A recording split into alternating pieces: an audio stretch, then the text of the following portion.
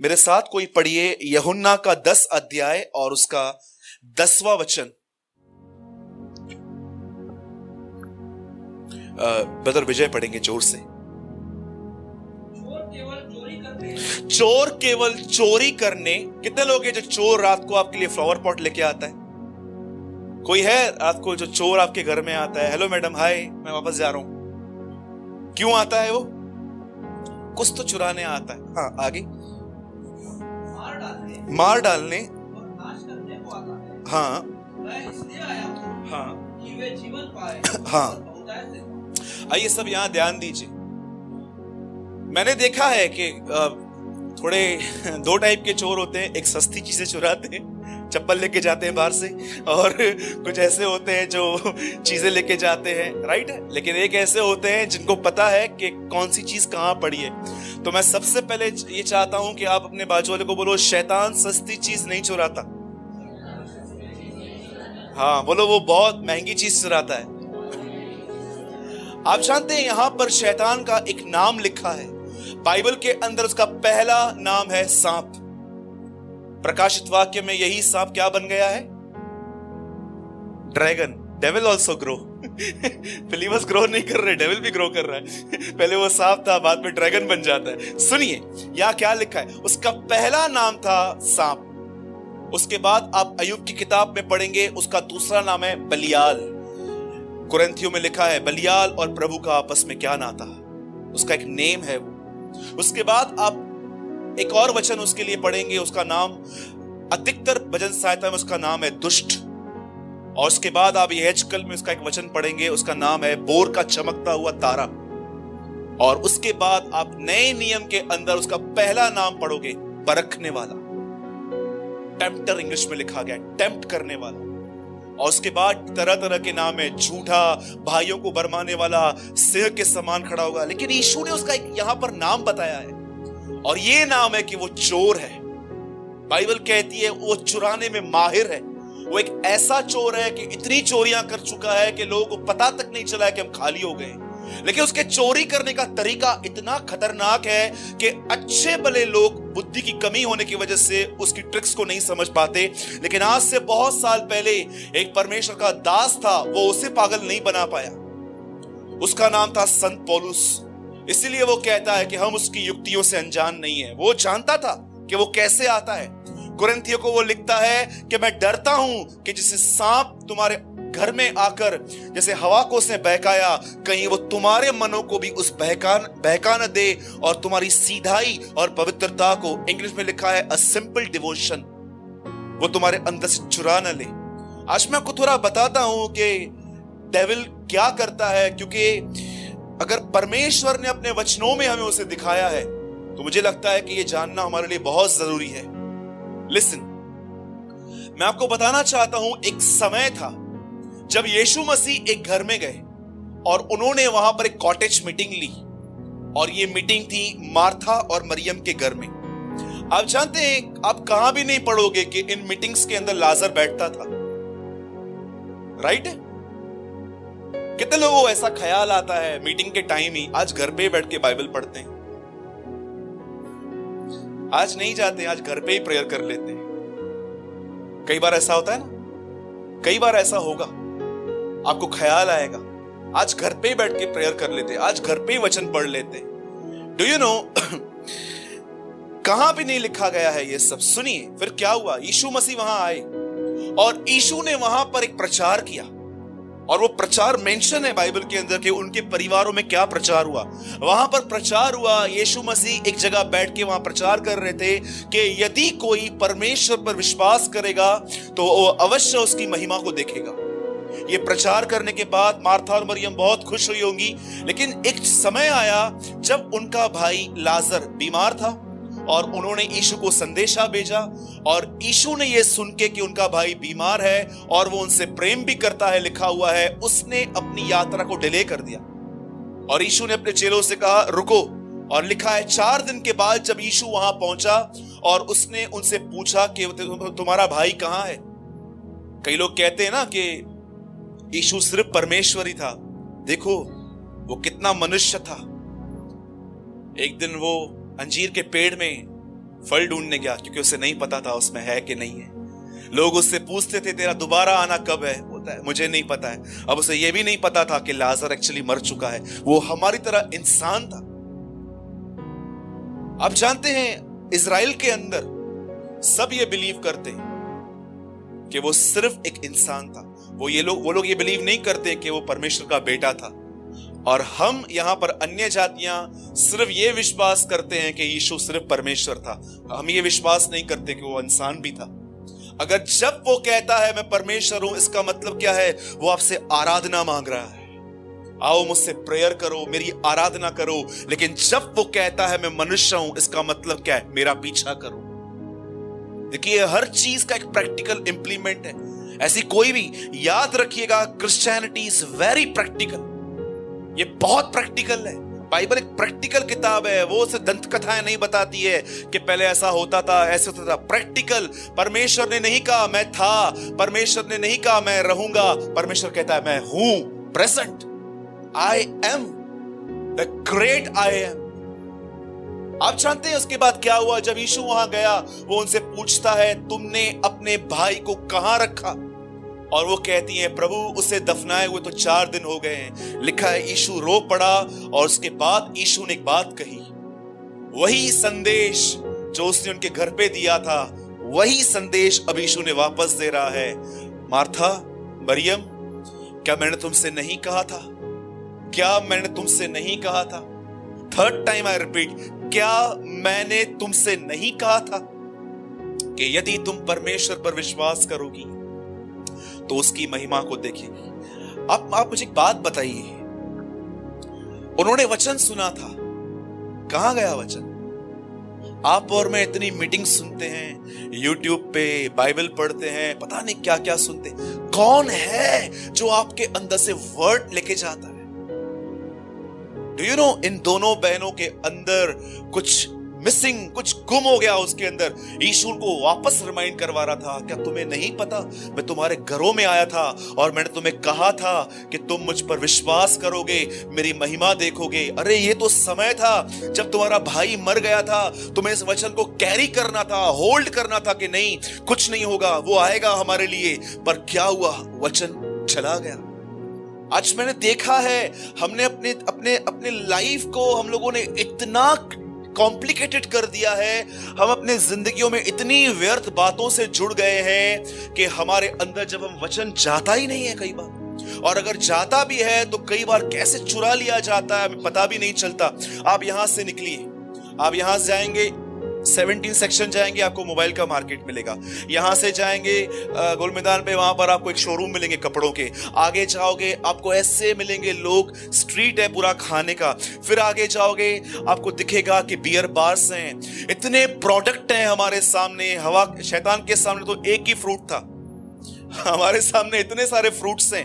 कई बार आपको पता है कैसे हमारे मन को उन बातों में घुसा लिया जाता है और हम उनके बारे में सोचते रहते हैं और हमारे अंदर से वचन निकाल दिया जाता है। क्या कहा प्रभु ने? ये वो बीज हैं जो जमीन पे गिरे और पक्षियों ने उन्हें चुग लिए। पतरस पूछता है बाद में, प्रभु उसका अर्थ बता। बोलता है ये वह वचन है जो सुना तो गया पर समझा नहीं गया और शैतान उनके अंदर से चुरा कर ले गया। मैं आपसे एक बात पूछता हूं, आप में से कितने लोग हैं जो एवरी डे प्रैक्टिस करते हैं कि कैसे प्रभु का वचन अपने अंदर कैरी कर सके? आपको पता है कई बार हम सोचते हैं जो फिल्म स्टार्स होते हैं बड़े बड़े, उनकी जिंदगियां बहुत ही कंफर्टेबल हैं, बहुत सेलिब्रिटी जो हैं, जो बड़े बड़े स्टार्स हैं। पर मैं आपको सच कहता हूं, 2-3 दिन आप इनके साथ रहकर देखिए, इतनी सारी चीजें जो उनको पसंद है ये लोग नहीं खाते। इतनी एक्सरसाइज करते हैं, इतना दौड़ते हैं ये। मैं रिसेंटली मैंने एक्टर का इंटरव्यू पढ़ा, वो कह रहा था कि जब मैं स्क्रिप्ट पढ़ता हूं, मैंने न्यूज़पेपर में पढ़ा कि जब मैं स्क्रिप्ट पढ़ता हूं पूरी उसको पढ़ लेता हूं, उसके बाद मैं डायरेक्टर के सामने सरेंडर हो जाता हूं कि देखो मुझे आपकी स्क्रिप्ट समझ में आई है, ये मेरा पैसा है, आप मुझे जैसे बनाओगे मैं बन जाऊंगा। और उन्होंने एक बात कही, मैं उसके सामने सरेंडर हो जाता हूं उसके बाद कि तुम्हें जैसे मुझे करना है। मैं सोच रहा था प्रभु ये आदमी पैसों के लिए कितना सरेंडर है। व्यापारियों को देखो, सुबह से लेकर रात तक मोबाइल लेके बैठते रहते हैं, किसको कॉल करूं, कौन मुझसे माल लेगा, कौन कहां से पेमेंट। कैसे उन्होंने इस संसार के परमेश्वर को, पैसों को कमाने के लिए कितना समर्पित हो गए हैं। पर हम मसीह लोग परमेश्वर के वचन के प्रति समर्पित क्यों नहीं है? सोचो, दुष्ट आत्मा इंसान को पूरी तरह दुष्ट बना रहा है, पर पवित्र आत्मा इंसान को पवित्र क्यों नहीं कर पा रहा? जानते हो क्यों? क्योंकि दुष्ट आत्मा के प्रति 100% समर्पित है। दुष्ट आदमी दुष्ट होने के लिए दुष्ट आत्मा के सामने 100% समर्पित है कि बना मुझे जैसा बना है। पर जानते हो पवित्र आत्मा हमें पवित्र क्यों नहीं कर पाता? क्योंकि हम पवित्र आत्मा के सामने सिर्फ 10% समर्पित हैं। मैं डीजे पार्टी पे नहीं जाऊंगा, मैं पिक्चर पे नहीं जाऊंगा, मैं वर्ल्डली दोस्तों के साथ नहीं घूमूंगा, मैं अपने मोबाइल में कोई पॉर्न वीडियो नहीं देख रखूंगा। लेकिन माफ करने के लिए मुझे मत बोलना, गुस्सा में नहीं छोड़ूंगा, क्षमा तो मैं इसको मार दूं, क्षमा करूं। मैं आपको सच कहता हूं, मैंने देखा है कैसे लोग साइनाइड लेके, आतंकवादी लोग कैसे बॉम्ब बांध के, सुसाइड कैसे बॉम्बर्स लेके कैसे जाते हैं कि यार नहीं मरना है हम लोग को। और कितना वो समर्पित होते हैं कि पकड़े भी गए, जुबान पे रख देंगे, हम लोग खत्म हो जाएंगे। डू यू नो परमेश्वर हम में से सबको क्या चाहता है? मैं लास्ट वेडनेसडे को उड़ीसा में था, संबलपुर में, और जब मैं वहां पर गया, उस अंतिम दिन मैंने नोहा के ऊपर प्रचार किया, और मुझे परमेश्वर ने, मुझे पहले और वहां पर जो कलीसिया थी उसे बाद में, पहले मुझे और उनको दोनों को एक ही बात कहा, तुम सबों को एक बार फिर से अपना जीवन मुझे देने की जरूरत है। Once again. मेरे भाइयों और बहनों, जैसे एक बच्चा, आप उसको देखो, मैं स्टोरी बार बार दोहराता हूं, फिर से दोहराता हूं, क्योंकि मैं जानता हूं ये बहुत प्रैक्टिकल है। आप एक बच्चे को उठाओ, उसके नखरे देखो, खाने में खाएगा ही नहीं, आप उसके मुंह में डालो, ऐसे वैसे, जो भी लोग छोटे बच्चों को पाल चुके हैं कैसे वो नखरे करते हैं, लेकिन फिर भी आप उनको रास्तों पे लेके जाके डॉग दिखाते हो, कैट दिखाते हो, रिक्शा दिखाते हो, स्टार्स दिखाते हो, ताकि उसका माइंड चेंज हो, और आप उसके मुंह में डालते रहते हो बार बार बार बार बार बार। कैसे शैतान यहां से निकलने के बाद हमारा मन तरह तरह जगह पे बिजी कर देता है और वचन उठा के लेके जाता है। मैं आपसे फिर से कहता हूं, एक लास्ट बात बता के मैं खत्म कर रहा हूं, और मैं जानता हूं ये बात किसी ने भी नहीं सुनी होगी, मैंने भी नहीं समझी थी आज तक। मैंने एक भाई से पूछा, भाई यीशु मसीह क्यों नहीं आए अभी तक? तो उन्होंने कहा, सुसमाचार सब जगहों पे प्रचार नहीं हुआ है। मैंने कहा बताओ कहां लिखा है? मैंने कहा बताओ ना कहां लिखा है ऐसा? जानते हो यीशु मसीह क्यों नहीं आया है? सेकंड पतरस में लिखा है इसका आंसर, लिखा है वो तुम्हारे विषय में, कलीसिया के विषय में धीरज धर रहा है। वो इसलिए वेट नहीं कर रहा है कि अब तक पूरा गॉस्पेल शेयर नहीं हुआ है, वो इसलिए वेट कर रहा है क्योंकि लिखा है वो तुम्हारे विषय में, अविश्वासियों के विषय में नहीं, वो तुम्हारे विषय में धीरज धर रहा है। वो कहता है मेरे खुद के लोग जिन्होंने बपतिस्मा लिया है, जिन्होंने विश्वास किया है, वो न नाश हो जाएं, इसलिए मैंने अपने आप को रुका के रखा है। मेरे भाइयों और बहनों, मैं आपको एक लास्ट लाइन कह के इस मैसेज को पूरा कर रहा हूं। अगर आप 2018 में कोई प्रैक्टिस करना चाहते हो ना, तो अपने अंदर प्रभु के वचन को कैरी करना सीखिए। जैसे हम लोग एक बैग लेते हैं कुछ चीजों को कैरी करने के लिए, मेरा चश्मा, मेरा पर्स, मेरा ये, मैं बगैर बैग के कभी घर से बाहर नहीं निकलता हूं, क्योंकि मुझे अपने बैग में एक शर्ट रखनी पड़ती है, बाइबल रखनी पड़ती है, मेरे कुछ नोट्स हैं जो मुझे 24 आवर्स चाहिए रहते हैं, मैं हमेशा उनको लेके चलता हूं, क्योंकि मुझे पता है ये चीजें नहीं होगी तो मुझे बहुत इनकन्वीनियंट होगा। वैसे ही बाइबल कहती है अपने अंदर परमेश्वर का वचन, उसको अपने अंदर रखना सीखो, और लिखा है उसमें अपना मन लगाना सीखो। अगर आप ये नहीं करेंगे ना, मैं आपको लिख के दे सकता हूं, आपका मन आपको ऐसी ऐसी बातें दिखाएगा, शैतान आपको ऐसी ऐसी झूठी बातें बोलेगा, वो आपको प्रोवोक करेगा सुसाइड कर, वो आपको बोलेगा लाइफ मिजरेबल है, कुछ नहीं होने वाला है। मैंने देखा है जो वचन को नहीं देख पाते, जो वचन को अपने सामने नहीं रखते हैं, वो हमेशा डिमोनिक चीजों को देखते रहते हैं। अब भी समय है कि आप इस चीज की प्रैक्टिस कीजिए। मैं आपको नहीं कहता हूं कि आप मेरी तरह 4-5 अध्याय बाइबल के रोज पढ़िए, पर मैं आपको इतना कहता हूं, एक अध्याय भी अगर आप पढ़ रहे हैं, उसमें से एक वचन लो और उसको सारा दिन मेडिटेट करो। आपको पता है मेडिटेशन करने से आपको ब्लेसिंग मिलेगी। कहां लिखा है? भजन संहिता 1 अध्याय पढ़िए, लिखा है धन्य है वह जो यहोवा की व्यवस्था को मनन करता है। मनन लिखा है मेडिटेट, कि कैसे आप एक अध्याय पढ़ते हैं। जैसे कल हम सब यहां थे तो पास्टर ने एक प्रचार किया हमारे बीच में कि चरवाहा आगे आगे चलता है। हमको सोचना चाहिए कि मैं कहां हूं और मुझे कहां जाना चाहिए। सच कहता हूं, हमें यह जानने की कोशिश करनी चाहिए।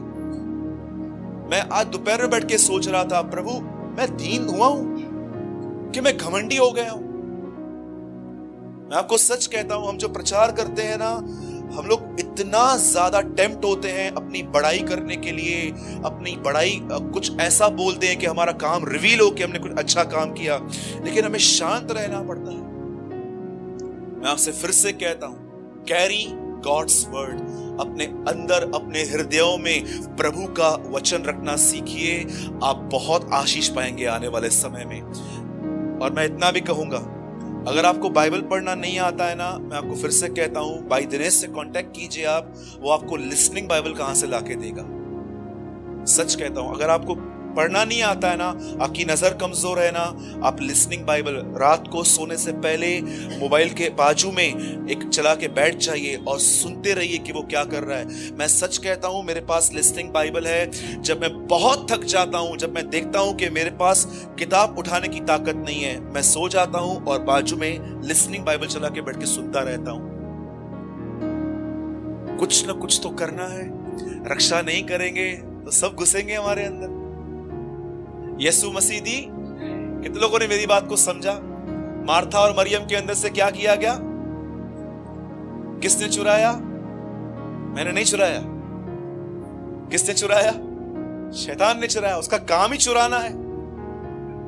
लेकिन उसके बाद एक खूबसूरत लाइन लिखी है, मैं इसीलिए आया कि वे जीवन पाए। वाह, बहुतायत से पाए।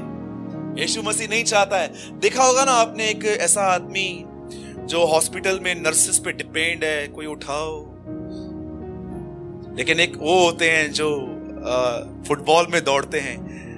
डू यू नो, मैं ऐसा फील करता हूं कि एक ऐसे विश्वासी भी हैं जिन्होंने सिर्फ जीवन पाया है, बस थोड़ा बहुत, और वो अभी तक पलंग पे ही हैं और बैठे हुए हैं। लेकिन एक ऐसे बहुतायत का जीवन, वो दौड़ते हैं वहां पर, और वे जीवन पाए और बहुतायत से पाए, वो दौड़ेंगे। तो बोलिए अपने बाजू वाले को, प्रभु की इच्छा है कि आपको बहुतायत का जीवन मिले। हाँ, कैसे मिलेगा?